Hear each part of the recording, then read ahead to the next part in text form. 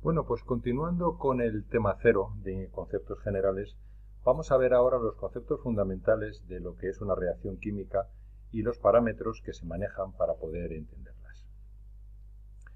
Una reacción química es una transformación en la cual unas sustancias que llamamos reactivos se transforman en otras que denominamos productos. En una reacción química hay que entender muy bien que los reactivos desaparecen porque dan lugar a los productos precisamente. De manera que, como decimos, los reactivos desaparecen del medio de reacción y los productos aparecen. El resultado final de la reacción química, es decir, lo que sale al final de esta reacción, dependerá de cómo reaccionen los reactivos, de cómo se formen los productos, como veremos ahora, y sobre todo en qué extensión lo hacen, porque puede ser que no reaccionen todos ellos, ¿no? Y por tanto sobrará de alguno, ¿no? ¿De acuerdo? Esto es lo que viene controlado por lo que llamamos el rendimiento de la reacción química. Una ecuación química es una representación de una reacción química. De manera que vamos a poner a ambos lados de una flecha los reactivos y los productos. En general, en el origen de la flecha se ponen los reactivos y al final de la flecha se ponen los productos. De tal manera que una reacción química se puede escribir tanto de izquierda a derecha, de reactivos a productos, como de derecha a izquierda. Es exactamente lo mismo. Aunque habitualmente se escriben de izquierda a derecha, como estos dos ejemplos que tenemos aquí, que son fundamentalmente las combustiones tanto del hidrógeno como de la glucosa en presencia de oxígeno para dar agua, en el primer caso, en la combustión del hidrógeno, y CO2 más agua, en el caso de la combustión de la glucosa. En las reacciones químicas se cumple el denominado principio de conservación de la masa, y este se manifiesta porque el número de átomos a ambos lados de la flecha es exactamente el mismo. Es decir, en una reacción química los átomos, o sea la materia, ni se crea ni se destruye, solo cambian la manera en la que están combinados con otros elementos para dar diferentes tipos de sustancias. Por ejemplo, en este caso, dos átomos de hidrógeno que forman una molécula de hidrógeno, dos de estas moléculas, que en realidad son 4 átomos de hidrógeno unidos de 2 en 2, van a reaccionar con 2 átomos de oxígeno, ¿de acuerdo?, para dar 2 moléculas de agua. Pero si observamos, el número de átomos de hidrógeno a la derecha, cuando tenemos 2 moléculas de agua, sigue siendo 4, como cuando teníamos 2 moléculas de hidrógeno a la izquierda. Y, de igual manera, a la derecha ahora tenemos 2 átomos de oxígeno, uno en cada molécula de agua, mientras que al principio lo que teníamos era una molécula de O2, donde teníamos también 2 átomos. Es decir, el número de átomos se conserva al llevarse a cabo la reacción química. Los átomos ni se crean ni se destruyen. Esto exige, cuando escribimos una reacción química, introducir los denominados coeficientes estequiométricos, que son unos números que nos indican el número de moléculas de cada especie que intervienen en la reacción química, ya sean como reactivos o como productos. En esta reacción que veis aquí de combustión del hidrógeno, quiere decir que 2 moléculas de hidrógeno reaccionan con una molécula de oxígeno para dar 2 moléculas de agua.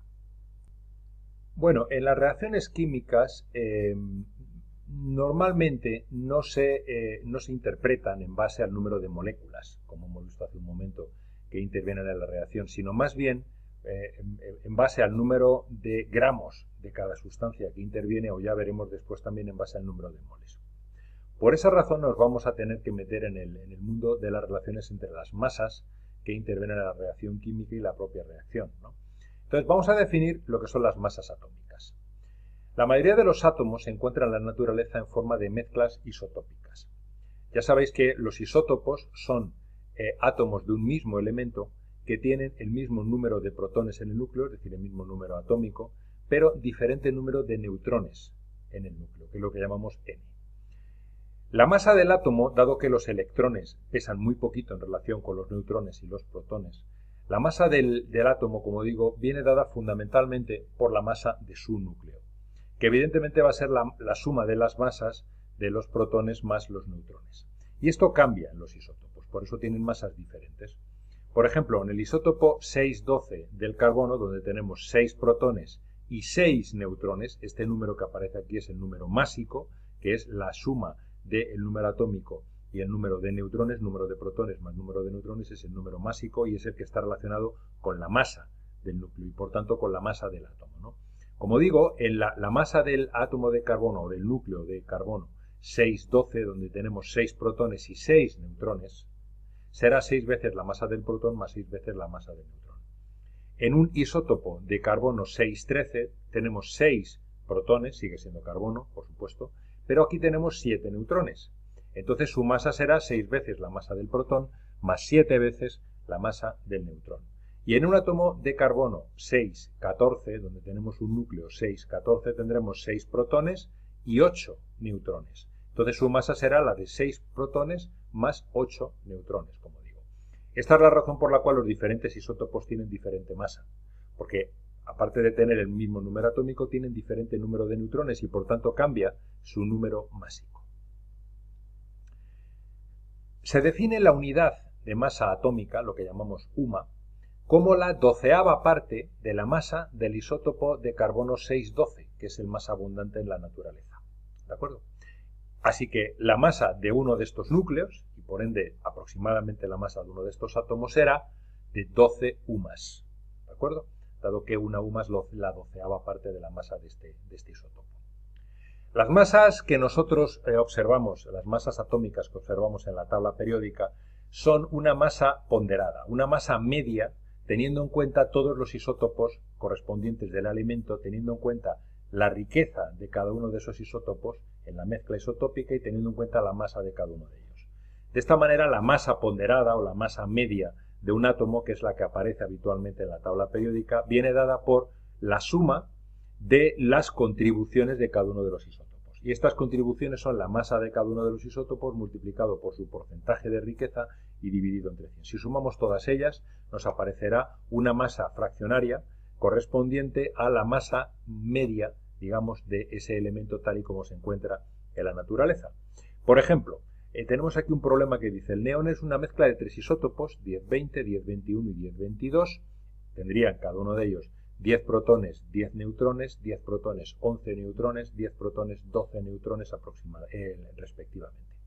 Las masas de cada uno de ellos son 19,992 UMAs, 20,994 UMAs y 21,991 UMAs, y sus abundancias relativas 90,92%, 0,26% y 8,82% respectivamente. Me piden que haya la masa atómica media del neón natural, es decir, aproximadamente lo que yo encuentro en la tabla periódica. Entonces lo que tengo que hacer es coger la masa del primer núcleo, 19,992, y multiplicarla por su porcentaje y dividirla por 100 y hacer lo mismo con los otros dos núcleos. Si hacemos esta suma me aparecen 20,17 UMAs, que esta sería la masa atómica media de ese isótopo. En cuanto a las masas moleculares, hay que tener en cuenta que las moléculas son combinaciones de átomos. Por lo tanto, para calcular la masa molecular tenemos que aplicar el mismo criterio que hemos seguido para las masas atómicas. ¿De acuerdo? Solo que lo que vamos a hacer es sumar las masas atómicas correspondientes a la molécula. Aquí lo tenemos. La masa molecular va a ser el sumatorio de las masas atómicas multiplicadas por el número de átomos de cada tipo que tenemos en la molécula. Por ejemplo, en el caso de la molécula de agua, será 2 veces la masa del hidrógeno más una vez la masa atómica del oxígeno, dado que tenemos 2 hidrógenos y un oxígeno. Esto es 2 por 1 más 16, 18 aproximadamente. Pondríamos aquí, si tenemos decimales, porque lo que encontramos en la tabla periódica los pondríamos, evidentemente, ¿no? En cuanto al ácido sulfúrico, pues será 2 veces la masa del hidrógeno más una vez la masa del azufre más 4 veces la masa del oxígeno, como vemos aquí. 2 por 1 más 32 más 4 por 16, esto queda un total de 98, que sería la masa molecular. No entramos en las unidades, ya veremos ahora después por qué. En un principio, si nos referimos a la masa de una sola molécula, deberemos emplear UMAs, ¿de acuerdo? Porque es en lo que estamos midiendo la masa de cada átomo. La UMA es una unidad muy pequeñita de masa, que es la que se utiliza para medir la masa de un átomo aislado o de una molécula aislada. Como he comentado anteriormente, no se utilizan las moléculas, el número de moléculas individuales normalmente, para relacionar lo que ocurre en una reacción química, porque normalmente manejamos cantidades de sustancias que constituyen un número enorme de moléculas. Por esa razón hemos tenido que inventar una nueva unidad de medida, que es el mol. Un mol no es más que un conjunto que tiene un número determinado de partículas, como veremos ahora. Al igual que estamos acostumbrados a ver, por ejemplo, pues un conjunto que tiene 2 partículas se dice que es un par de partículas, ¿no? Un conjunto que tiene 10 partículas, decimos que es una decena. Un conjunto que tiene 12 partículas, decimos que es una docena de partículas, ¿de acuerdo? Es decir, una docena de huevos sabemos que son 12 huevos, ¿no? Muy bien, bueno, pues un conjunto que tiene 100 partículas, decimos que es una centena, ¿entendido? Por ejemplo, 100 huevos. Un millar es un conjunto que tiene 1000, ¿de acuerdo? 1000 huevos es un millar de huevos. Pues muy bien. Bueno, pues, ¿qué es un mol? Bueno, pues un mol es un conjunto que tiene muchísimas más partículas. Un mol de huevos son muchísimos más huevos que 1000 huevos. ¿De acuerdo? ¿Por qué utilizamos este concepto cuando hablamos de átomos y de moléculas? Pues por lo que comentaba anteriormente, porque cuando cogemos una muestra de sustancia hay un elevadísimo número de átomos y de moléculas en ella, dado que los átomos y las moléculas son muy pequeños. ¿De acuerdo? Estamos hablando de escalas atómicas, ni siquiera microscópicas. Por lo tanto, hay un número enorme de átomos y de moléculas, un número que no es práctico de utilizar. Se define el número de Avogadro como el número de átomos que hay en una muestra de 12 gramos del isótopo 612 de carbono. Y ese es precisamente el número de partículas que hay en un mol. ¿Entendido? Dicho de otra manera, un mol es un conjunto de partículas. Pueden ser átomos, pueden ser moléculas o pueden ser huevos.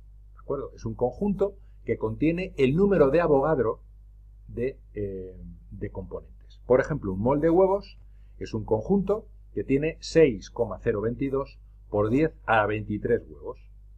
Daos cuenta de que es por 10 a la 23. Este es un número enorme.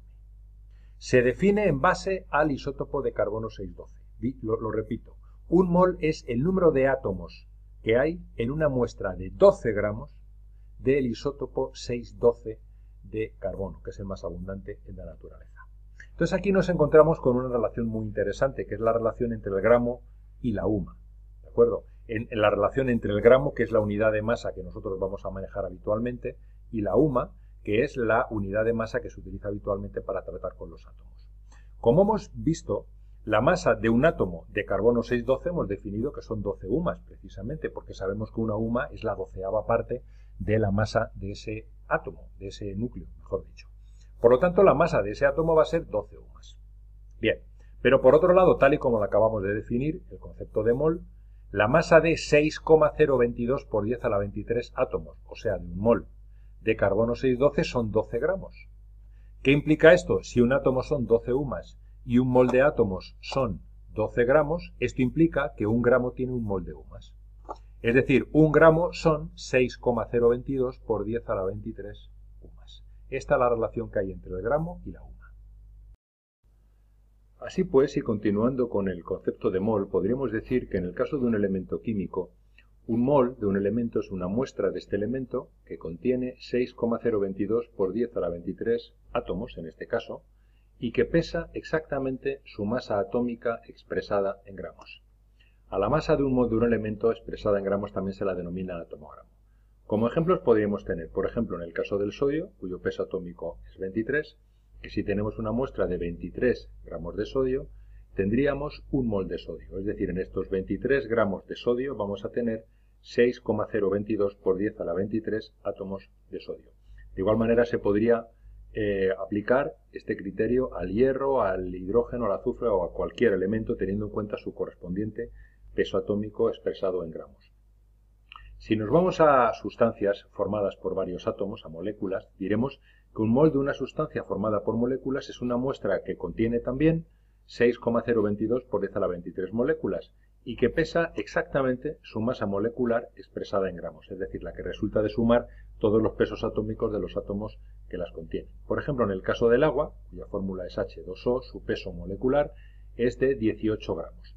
Bueno, pues en esos 18 gramos tenemos un mol de moléculas de agua, es decir, 6,022 por 10 a la 23 moléculas de agua. Por eso decimos 18 gramos por mol.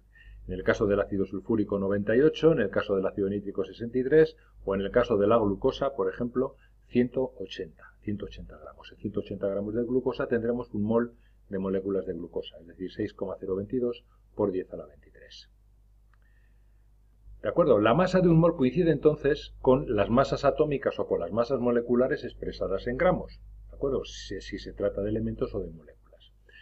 Por lo tanto, para calcular el número de moles, lo que vamos a hacer es dividir los gramos de muestra entre lo que pesa cada mol de elementos o cada mol de moléculas. Así que si tratamos con moléculas, diremos que el número de moles que hay en una muestra de moléculas es el número de gramos, o sea, la masa de esa muestra en gramos, dividido entre lo que pesa cada mol, expresado en gramos, que es la masa molecular.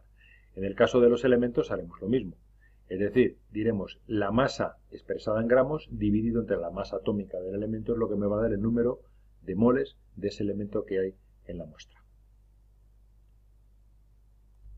Y ahora vamos a estudiar las reacciones en base a los coeficientes estequiométricos, es decir, vamos a ver cómo reaccionan las moléculas en moles. Pero antes de llegar a los moles vamos a empezar de menor a mayor en cuanto a la escala para que se entienda bien. Primero vamos a empezar a la escala de moléculas. Si tenemos la reacción entre el hidrógeno y el oxígeno para dar agua, la reacción ajustada, para que se mantenga el número de átomos a ambos lados de la flecha, me dice que dos moléculas de hidrógeno H2 van a reaccionar con una molécula de oxígeno O2 para dar 2 de agua, 2 de H2O.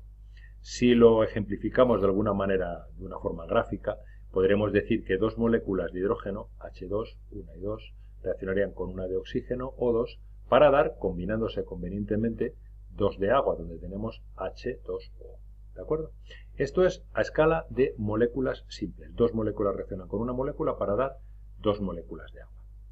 Si trabajamos a otra escala, como puede ser la escala de decenas de moléculas, entonces, en lugar de decir 2 moléculas, vamos a decir 2 decenas de moléculas de hidrógeno, que son estas, reaccionarían con una decena de moléculas de oxígeno para dar, reaccionando convenientemente, como podemos comprobar, 2 decenas de moléculas de agua. Es decir, si trabajo en decenas, se siguen manteniendo los coeficientes estequiométricos. Al principio decíamos 2 moléculas de este reaccionan con una molécula de este para dar 2 moléculas de este. Ahora decimos 2 decenas reaccionan con una decena para dar 2 decenas. Si vamos a otra escala superior, en lugar de multiplicar por 10, vamos a multiplicar por el número de Avogadro. Y entonces tendríamos 2 moles de H2 van a reaccionar con 1 mol de O2 para dar 2 moles de H2O. Es decir, los coeficientes estequiométricos lo que me dan es la relación molar. Es la relación de moles en la cual los reactivos reaccionan para dar los productos. ¿De acuerdo? 2 moles reaccionan con 1 mol para dar 2 moles en este caso. Y si pasamos a las relaciones en masa, nos daremos cuenta de que las relaciones en masa, como dependen de la masa molecular y de la masa atómica, en este caso no van a corresponderse con los coeficientes estequiométricos. Repito, los coeficientes estequiométricos me dan la relación en moles, pero no en masa, como vamos a comprobar. Acabamos de decir hace un momento que 2 moles de H2 reaccionarían con 1 mol de O2 para dar 2 moles de agua. Si transformamos en masa estos moles, diremos 2 moles de H2, dado que su peso molecular es 2, son 4 gramos de hidrógeno. 1 mol de oxígeno, dado que su peso molecular es 32, son 32 gramos de oxígeno. Así que 4 gramos de hidrógeno reaccionan con 32 de oxígeno. Como podemos ver, la relación no es 2 a 1. 2 a 1 es la relación molar, pero no la relación en masa, porque esta depende de la masa molecular. Lo que sí que se tiene que conservar es el principio de conservación de la masa, es decir, la ley de Lavoisier. Si reaccionan 4 gramos de hidrógeno con 32 gramos de oxígeno, lo que obtendremos serán 36 gramos de agua. 4 más 32. Pero estos 36 gramos de agua, como su peso molecular es 18, en realidad son 2 moles, lo cual se corresponde a la relación molar. 2 moles de hidrógeno con 1 de oxígeno para dar 2 de agua. ¿De acuerdo? Así que las masas que reaccionan o que se forman no responden a los coeficientes estequiométricos. Las vamos a relacionar a través de los moles y las masas atómicas o moleculares de cada sustancia. Siguiendo con las relaciones de masa, vamos a ver cómo se construyen los cuadros de reacción. Tenemos aquí un problema. ¿Qué cantidad de agua se obtiene si se introducen en un reactor 6 gramos de hidrógeno y 48 gramos de oxígeno moleculares?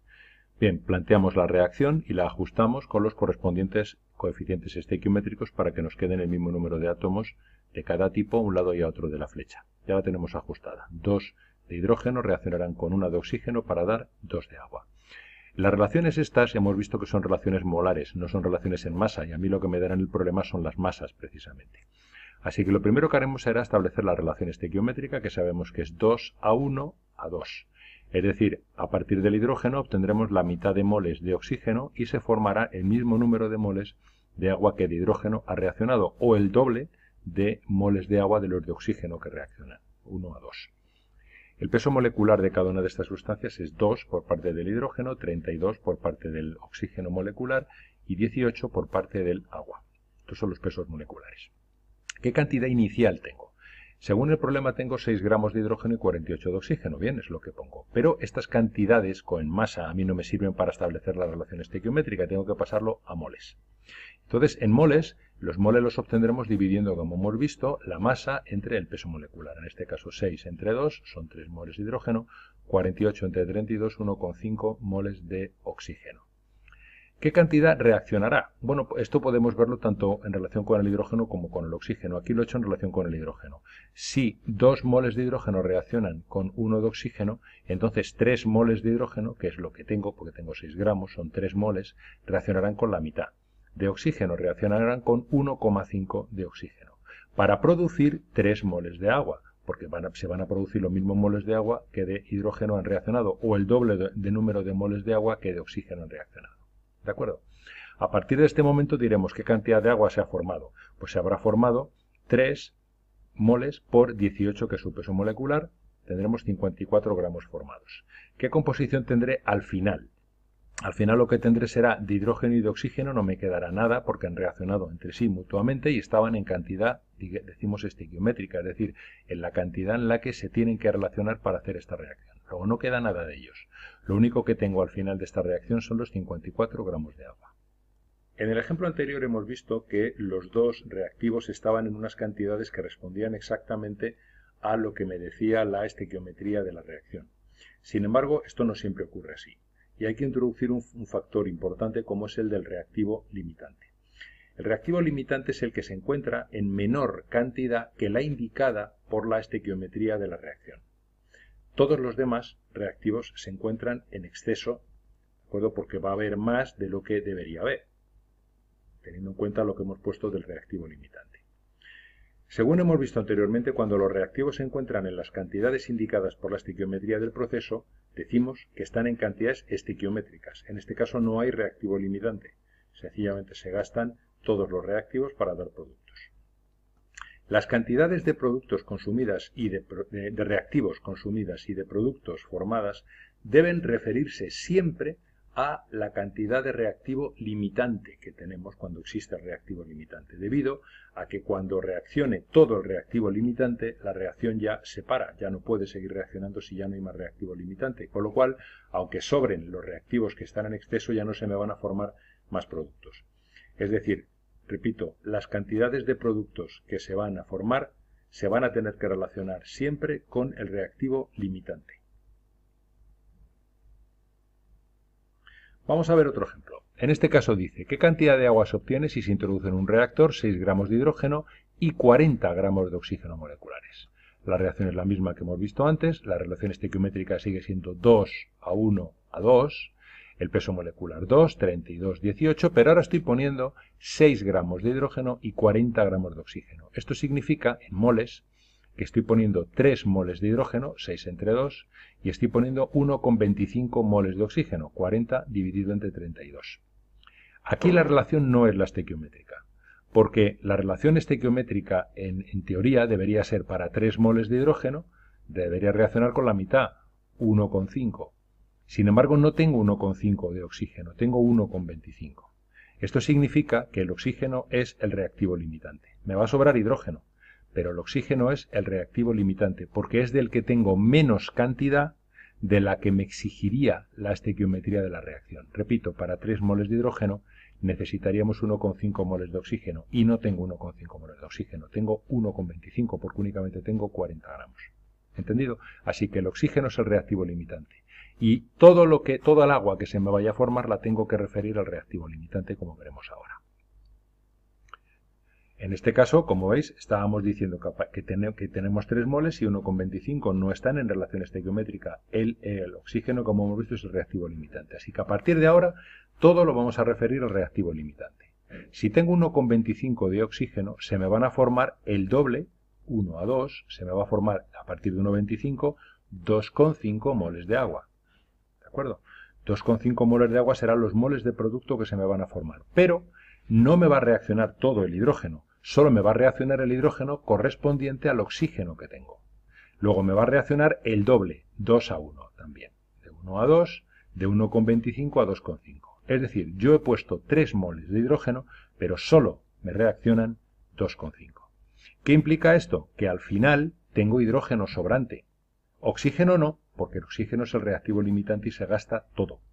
Pero hidrógeno sí me va a sobrar. ¿Cuánto me va a sobrar? De hidrógeno me van a sobrar 3 moles que yo tenía, menos los 2,5 que han reaccionado. Estos son los moles que tengo de hidrógeno sobrantes al final. Si lo multiplico por 2, que es el peso molecular, llego a la conclusión de que al final de la reacción tendré 1 gramo de hidrógeno sobrante, que no ha reaccionado, porque no ha encontrado oxígeno suficiente para reaccionar. ¿Cuánta agua se habrá formado? Nuevamente lo referimos al reactivo limitante. Si se me ha formado 2,5 moles, multiplicado por 18, que es su peso molecular, aparecen 45 gramos. Así que ya tengo la composición final de esta mezcla. 1 gramo de hidrógeno sobrante y 45 gramos de agua que se han formado.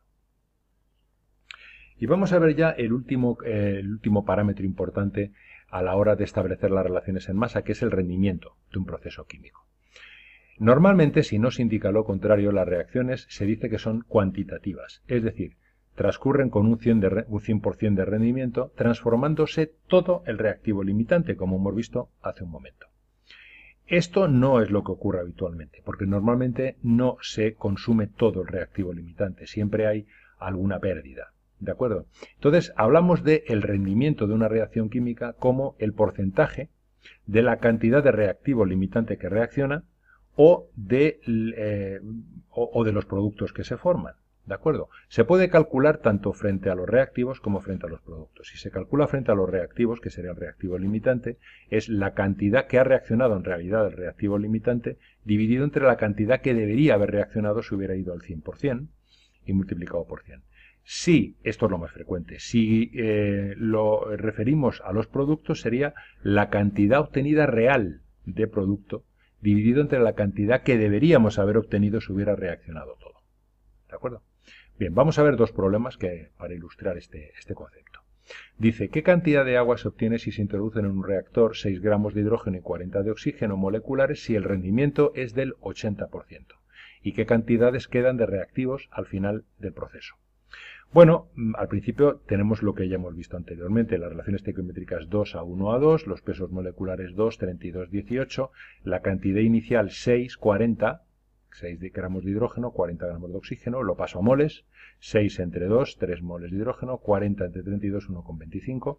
Hemos visto que en estas condiciones el reactivo limitante es el oxígeno, porque para 3 moles de hidrógeno deberíamos tener para reaccionar con él 1,5 moles de oxígeno y sin embargo tengo solo 1,25, así que el reactivo limitante es el oxígeno. Sin embargo, no van a reaccionar estos 1,25 moles completamente a pesar de ser el reactivo limitante, porque me dicen que el rendimiento es del 80%. Entonces, si aplico este 80% de rendimiento sobre el reactivo limitante, me aparece que de estos 1,25 moles en realidad solo me va a reaccionar 1. Luego, a este es al que tengo que referir tanto lo que reacciona de hidrógeno como lo que se forma de agua, porque esta es la cantidad que va a reaccionar del reactivo limitante. Y es lo que se va a transformar en productos. Así que este mol de oxígeno, que supone el 80% de lo que puse en un principio, va a reaccionar con 2 moles, el doble, 2 moles de hidrógeno, y se va a formar también el doble de moles de agua.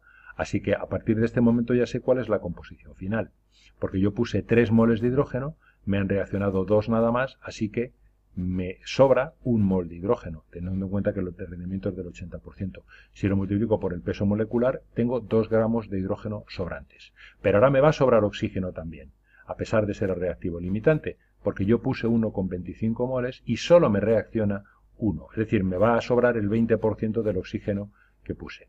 1,25 menos 1 multiplicado por 32, me van a sobrar 8 gramos del oxígeno que en un principio puse. ¿De acuerdo? Que como vemos es el 20%. ¿Y de agua cuánto se formará? Si se han formado 2 moles de agua, a partir de este mol de oxígeno, multiplicando por 18, 36 gramos de agua formada. Así que la composición final serían 2 gramos de hidrógeno sobrantes, 8 gramos de oxígeno sobrantes, a pesar de ser el reactivo limitante, porque el rendimiento no es del 100%, y 36 gramos de agua formadas a partir de lo que ha reaccionado de reactivo limitante.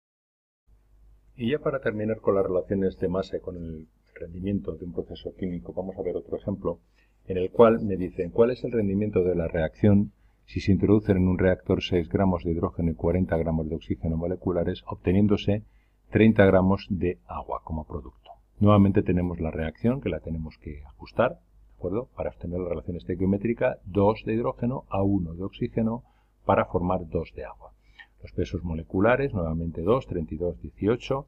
La cantidad inicial que me dicen son 6 gramos y 40 gramos, de donde aparecen unos moles, 6 entre 2 a 3, 40 entre 32 a 1,25. Según hemos visto anteriormente, el oxígeno aquí no está en cantidad estequiométrica, está en defecto, o, dicho de otra manera, es el reactivo limitante, porque 3 gramos de hidrógeno deberían reaccionar con 1,5 de oxígeno y realmente tengo solo 1,25.